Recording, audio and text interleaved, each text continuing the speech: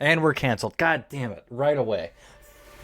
Next comic, give it loud everybody for Anthony Eugenio. We're gonna have your next comic. Very funny. Wayne Russell, everybody. Welcome to the Open Mic Pain with Anthony and Wayne podcast. Well, hello, everybody. And welcome to an Open Mic Pain with Anthony and Wayne. Today, we are here to review Tom Segura, Sledgehammer, one of the most sought-after comedy specials of the whole year. My name's Anthony Eugenio, and I'm here with my co-host, Wayne Russell. How you doing, Wayne? I'm doing fucking awesome. Especially after that intro. That was fantastic. Did I trick you? That was a misdirection. It was really good. It was really good. How was your fourth? It was pretty good. One, I got to watch the Tom Segura special. That was nice.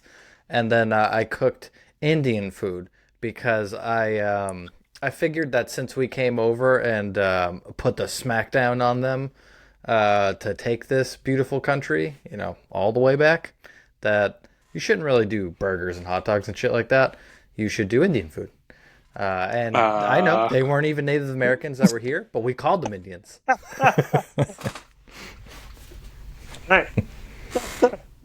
You like that? Yeah. 4th of July with a comic, motherfucker. That's what you're going to get is a weird brain. Doesn't make sense. Oh, that was good. So we're going to talk about the special, but before we get too deep into it, Wayne wanted to tell you how he felt about the integrity of our last election by picking a particular special for himself only to review. What do you think, Wayne? I think my fourth was great. Thanks for asking.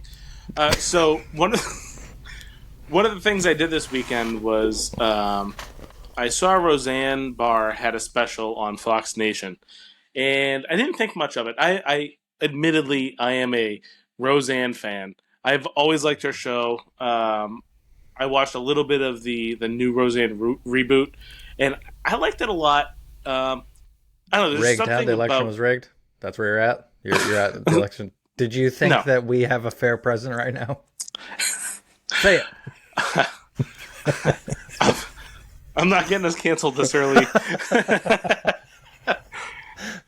One day you're just going to be like, all right. So I am a Roseanne fan. I whenever I see her on a podcast, I will listen. I don't know. I'm not going to get into that. But I saw that she was on Fox Nation with a new special, and I don't even know when she had a special. I don't even know if she did. She must have at some point. But I saw it, and I was like, oh, I should probably check that out. But I wasn't really keen on subscribing to Fox Nation. And then I saw that Rob Schneider had a special on Fox Nation. I was like, okay, I might potentially... Don't laugh. It's just like you're living in this parallel universe where Donald Trump is still the president and the Secretary of State is Hulk Hogan, and you're just like, hey, this is where the world. This is what happened, all right? Rob Schneider is allowed to do stand-up comedy on TV as long as it's done by. They were like, how can we make Fox News sound even more racist? We're gonna call it Fox Nation.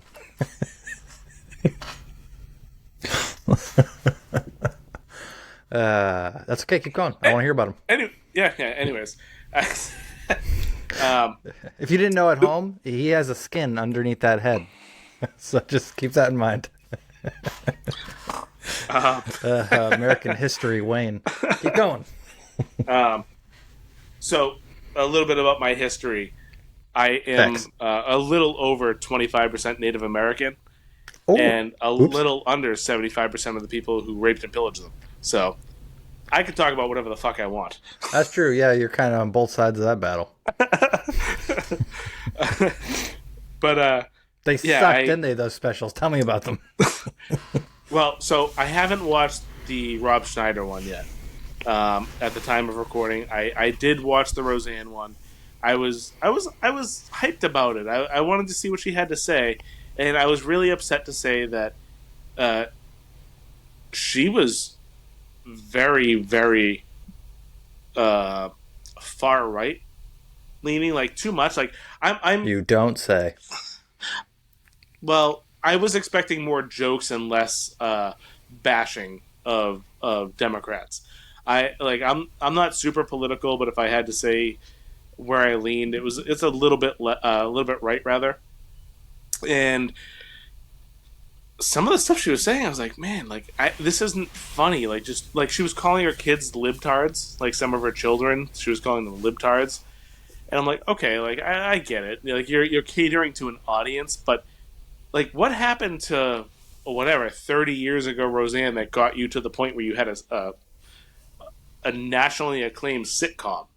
They cut that one's head off. That's what happened. I completely. This is weirdly we're gonna 180 ourselves on across the table here because I want to like defend Roseanne here a little bit where I'm like they canceled the ass out of her and I understand why she hates them for it because it was as far as cancellations go, like you're like, oh, Harvey Weinstein lost his career, and he sexually assaulted like 200 women. Bill Cosby lost his career, same, and then Roseanne like took a bunch of quaaludes and said some shit. All right, so now that far right circus Well, of craziness is over, you have more. But yeah, I do have more. So Oh, okay. despite what I had to say about Roseanne and the special and all that, I did take the time to watch it, and I watched the entire thing. A couple of parts I watched multiple times, and I just want to severely reiterate: it is a free trial for Fox Nation. Don't fucking waste your trial on this special. It's fucking horrible. It's really, really bad. I don't care how far right leaning you are. This is just not funny. And I'm really sad to say that because, like I said, I like Roseanne. I'm a fan of hers, and I'm really sad that she couldn't come up with some original material instead of just bashing Democrats. Which, I mean, if you're political and you're one side or the other, it's fun to bash the other. But if you're sitting down to watch a comedy show, you don't want that. You just want to laugh, not necessarily at the expense of somebody else. But I'm going to leave it at that. I think we go on to much funnier comics at this point, or a much funnier comic at this point. Sure. So yes, now we on to the special you've all 18 of you been waiting to hear, and that is Tom Segura Sledgehammer. So before we talk about it, I want to put a disclaimer out that we're going to talk about the special. Duh, you fucking asshole. So don't go on there and go, oh, you ruined his punchline. I haven't seen it yet. Oh, blah, blah, blah. Yeah, we're going to do that, you dick. 18th dick in line. So just know that. And don't be mad when we talk about it. Sound good? What do you got? You got a disclaimer too? No, that's perfect. Good. Fuck you. No, I'm just kidding. Okay, so first, give me your instant reaction to the special. Oh, I actually, on July 4th, I watched this special, and then I listened to it almost immediately after. When I watched the special, I don't know if I had a little bit of a bias, but I really got the impression that he was really pushing his celebrity status. I feel like he talked a lot about the Brad Pitt stuff and the Joey Diaz stuff, and for some reason it just stuck in my head. I'm like, oh, okay, he's like Tom Segura does. He wants you to know that you're poor and he's not. So I really focused a lot on all the bits about the celebrity and being rich and being famous and all that stuff. But when I listened to it the second time, I realized that's a very small amount of that special. And I was able to appreciate it much more. There were bits about his kids and the crazy shit kids do, which I have an almost 4-year-old who does that same kind of shit, and I really appreciated that. The whole thing with his wife, Christina P. It's just like all kinds of other things in there. The his dad on his deathbed and like all that stuff. I don't know how I missed that in the beginning, like the first time I watched it, but I'm really glad I listened to it a second time because I think I texted you after I finished it. I said, "Yeah, I just watched it." And I didn't want to say I had negative things to say, but I didn't necessarily have positive things to say. But after the second time listening to it, I went from like here to like up here with it. Wow, a lot better then. Yeah, Yeah, so it's a pretty good special. He sets up pillars across the special of story. So, first pillar is about a dad deathbed story, which was fantastically done. He moves later on into an accident story about his injuries that he has. Moves later on into kids, then into mother. So those are the pillars that he builds the hour around. So it's 6 chunks with shit all in between, which is pretty cool to see.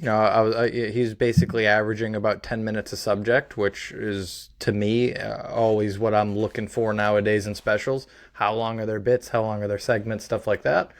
So that was pretty cool. I did like his stage presence is top level. So out of everything I can say about this special, not content-wise, but performance-wise, he's kind of at the top of his game here. He's giving out the punchlines properly. He's giving out his deliveries good, walking the stage, all that. It was nice. There was a little bit of stuff that I was slightly more, upset with content-wise. Like, same thing you said. And it's impossible to do. You want to talk about your own life as a comic, but he's super rich now, so it's a little bit less relatable than it used to be. yeah, absolutely. One thing that I failed to mention, I think, and you did too. He did this in the round, right? Did I miss that? Like he was in the round. Yeah, it's Phoenix, the celebrity theater. Was it okay? I wasn't sure. In the round. Oh yeah, they did say that in the beginning, didn't they? Yeah, it's one of the remaining round theaters in the country. I don't think there's too many of them. What are your thoughts on that? Because I know, like, I remember the first time I saw it in the round, it was the Dane Cook, the Vicious Circle we talked about a while back. Yeah. That was the first time I think I ever saw a comic do in the round, and I thought that was really cool. This time, I was kind of like, why? And I think the reason is, now that we've started doing stand-up comedy, I'm like, why would you ever want your back to any part of the audience at any time? Like, it's a cool idea being surrounded by people, right? But why would you want your back? Because especially with Tom Segura, where he does the faces and, like, his faces are a very big part of what makes him funny.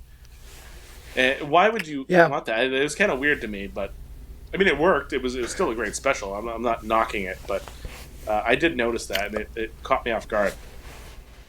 Well, I think this is a cool dichotomy between us on how our stage presence works, right? Like, I'm a pacer. Normally, I walk up and down the stage as I do my stand-up. So I actually can appreciate around because I'm constantly moving. So if you're constantly moving it around, it works because you're always giving equal time throughout it. Where I'm not saying you're fixed, but you have your hand on the microphone stand as your style, like the Bill Burr, I'm standing here and giving it to you type. Maybe it's a little different. I'm a lump. I'm a lump. I just sit there. But here I am.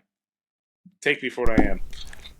Yes, give Wayne a couple years. It will be Big J Okerson on the stool.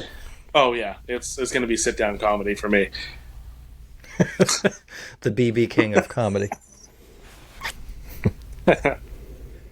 But so, overall, I think that it's worth watching.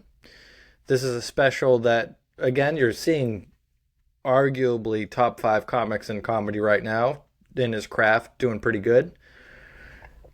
I don't know. It's probably going to be, if he's got 5 specials on Netflix, this might be my 3rd favorite one. Mm-hmm. He's still got better out there, I think, especially before he really popped.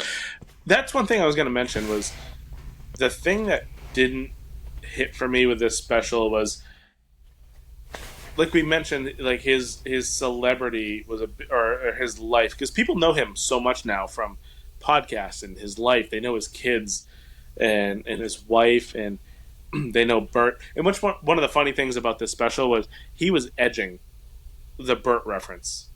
I don't know if you caught that, but like he was like, Yeah. he's like, oh, you're gonna come? Nope. You're gonna come now? Nope. How about now? Nope. Bert. And everybody's like, I think that's a negative. You thought that was a negative? Yeah, I think it's only because, like, what if I don't want to fucking watch your podcast and make sure that I have to be up to date on all of that shit before I can enjoy your special here? You know, you can watch Richard Pryor live on Sunset today and 100 years before that, never had to know anything else about him, and it's awesome. This, I feel like sometimes during it, if you don't know the podcast or you don't know some of the inside references, you're going to be like, whoa, I don't get that joke.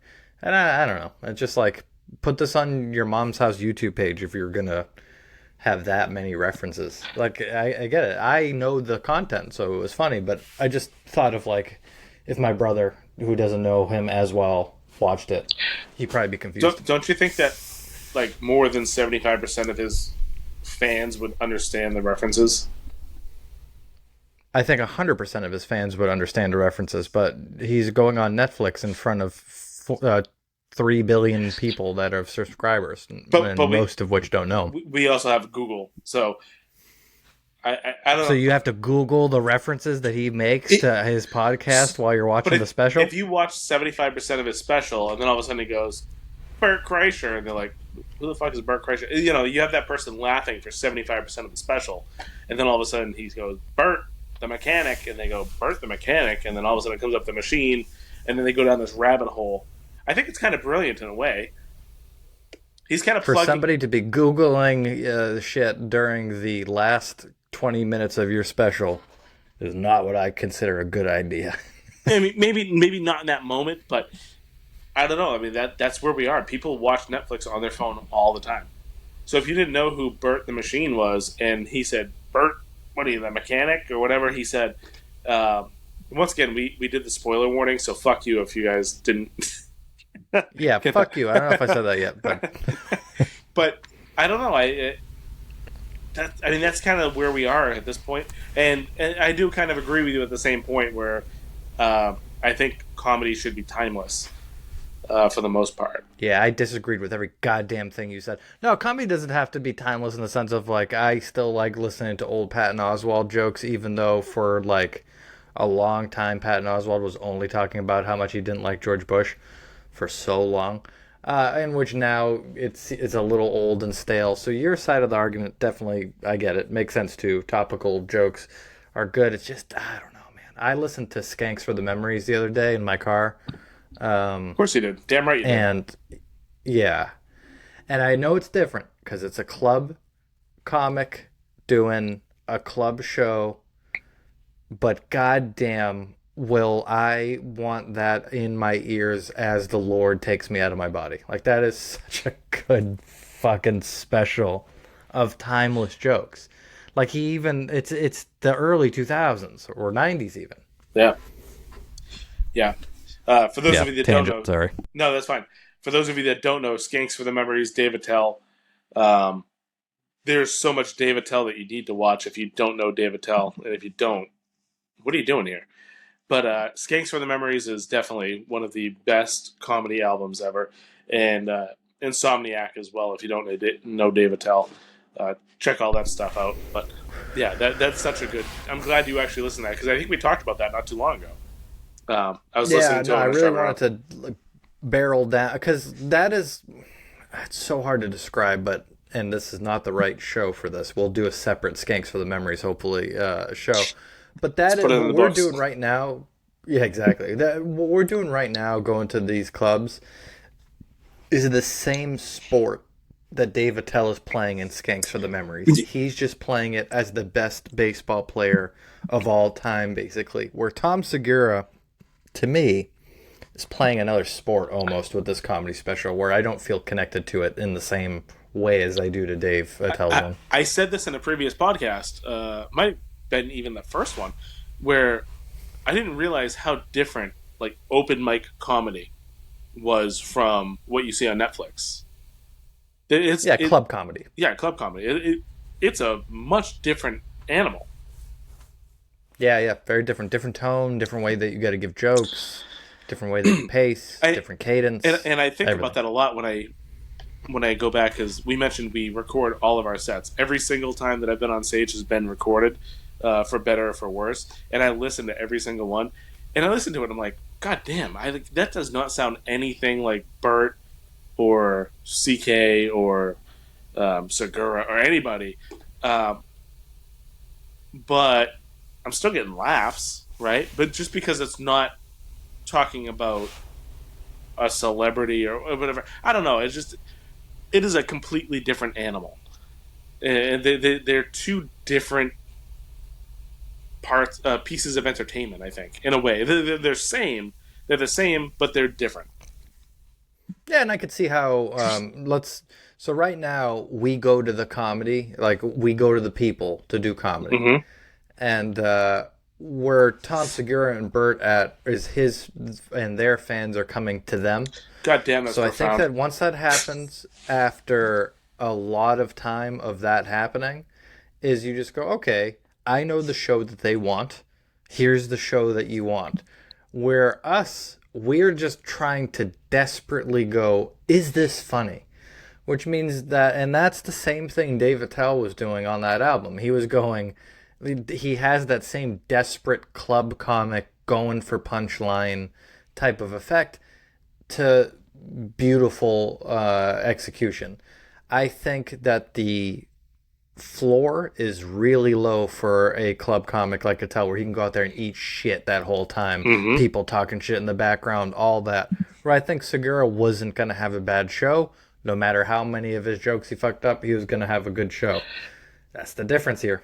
Yeah, I don't know if we've ever mentioned this, but Steve Martin stopped stand-up comedy because no matter what he did on stage, he got laughs, and that kind of scares me in a little way. Not that I'm ever going to get to a Steve Martin. Don't laugh. Don't laugh at me. Oh my God. No. I'm not saying I'm ever going to be a Steve Martin, but like, You're like, I am scared. My biggest fear I talked to my therapist about it, is that I'm going to get so goddamn famous that when I go out there to do my comedy. It has nothing to do with me. It has to do with just comedy in general, and we've seen it. Like when we went to Bert Kreischer, where we saw Rich Voss, and me and you both unanimously said that he ate shit. But how much of the crowd was laughing? Unmute that mic and 2%. talk It just to me. sounded loud because, sorry. I think 2%, but it just sounded loud because there was 18 million people there. So there was still, like 1 million people laughing for him. But yeah, he sucked. Yeah, but that's what I'm saying. Like, I'm not scared for me. I'm just scared in general. Like, people, like, not scared. I guess that's the wrong word. But what does that mean for comedy in general, where people pay to go see somebody famous, quote unquote, and they just laugh because they're like, I paid the money, so I might as well laugh? I don't know. I think you can get sucked into, like, for instance, Gallagher, right? We all love Gallagher. Which one? Gallagher 1 or Gallagher 2? 2, obviously. The one who stole the rights from the first He one. didn't steal the rights. He bought them. I say steal. So my point is you watch him on YouTube and you're like, yeah, I get it. He's hitting watermelons. But get in there and feel the fucking watermelon hit you in the face like you were just paid by a South Florida promoter for come to be where watermelon is. And you will get sucked into the experience as well, where you will, elevate the comedy. So I think that if you go to like we did, a Bert Kreischer show or Tom Segura, I feel like the moment the show itself is going to elevate the comedy a little bit more, if you will, where you're going to laugh more. Like I remember sitting in the Cellar in New York, and just the comedy dick aura of that place the entire time. I was like, I don't care what they say. I have to laugh. It's just, I'm hit with the funny bug. Stop nodding and fucking say something, Wayne. They can't hear your nod.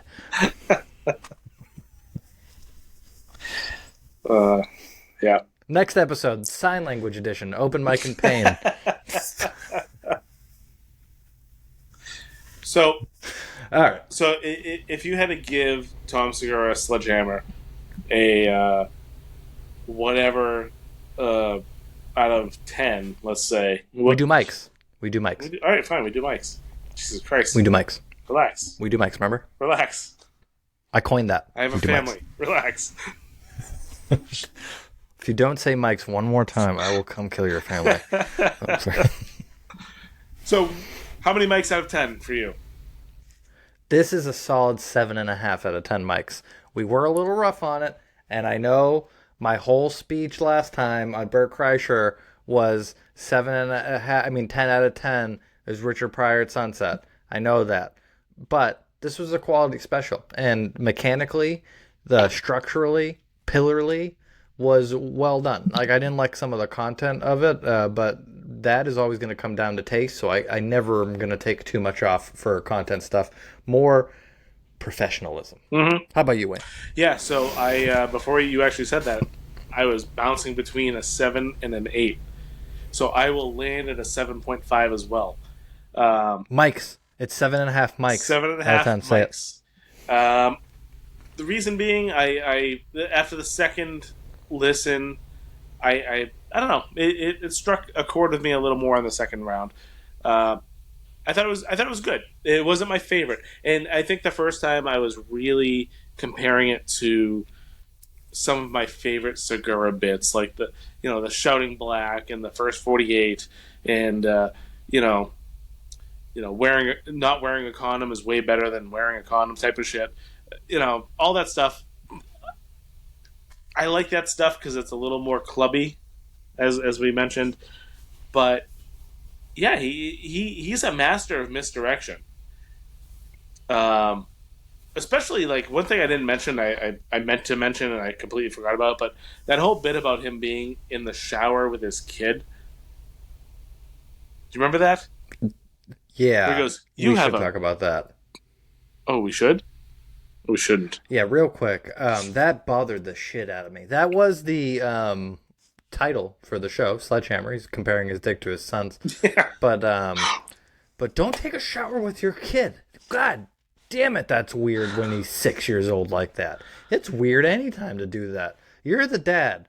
Hide your dick. Don't let them know anything about that. I could see the mom a little bit because there's a different connection there, but ugh. It's like Tom Brady kissing his son on the lips on TV and fucking freaking me out. He's Tom Brady's my literal deity, but kisses his son basically open mouth. And then we're going to act like showering with them isn't even weirder? God damn. Sorry. Well, yeah, it was a little weird, but at the same time, it was funny. Like, if you're a male and you have a male child, that's never happened to me. I have a male child. That's never happened to me. But I can pretend like it has and find it funny. I don't know. It wasn't as weird to me. I saw adult dicks 3 times in my life when I was a child, and they are seared into my memory at those YMCA's where you would walk into the thing and a 75-year-old guy would just be like, yeah, I should keep my dick in full view of the walkway for children to walk in, right? That is burned into me like it was cattle prodded in. So I gotta say, don't subject that shit to kids. I remember being a child going to Bally's Total Fitness with my dad, and they had like a daycare type of thing when you're a kid, so you can go watch like Care Bears and whatever that shit. And they also had like a pool. And I remember going to the pool with my dad and going to the locker room and getting changed and stuff. And I have this vivid memory of just this guy at the end of the locker room just dong out, just walking. And my dad goes, "Don't stare. What are you doing? Don't stare at that." And I'm like, "Yeah, but it's like, in your what is going on down there? And he's like, don't look at that. Yeah, don't open the Ark of the Covenant and fucking stare at it. Shit. Anyways, do you have anything Okay. else to say about this special, or? No, we're going to wrap this shit up because we're getting circular here. And we'll tell you that this is obviously worth watching. We gave you the scores and all that shit. And, fuck you. Thank you for watching. And this was a great step, and a worthy step, importantly, on the quest for laughs.